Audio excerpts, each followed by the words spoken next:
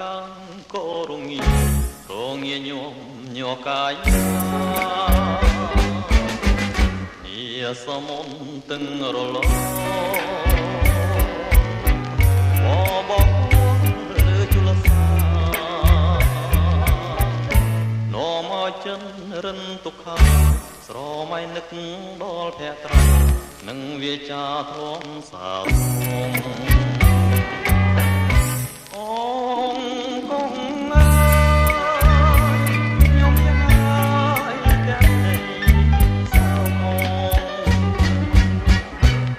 ខ្ញុំសូមផ្ញើបណ្ដានឹងនាមផងអាគុំលឿនណា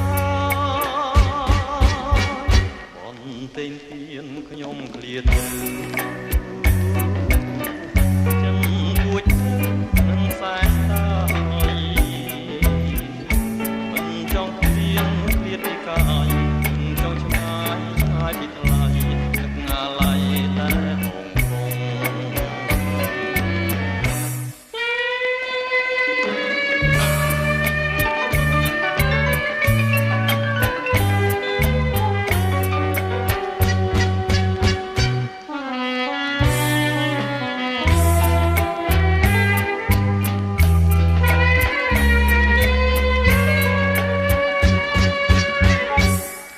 ទិញទៀនខ្ញុំឃ្លាត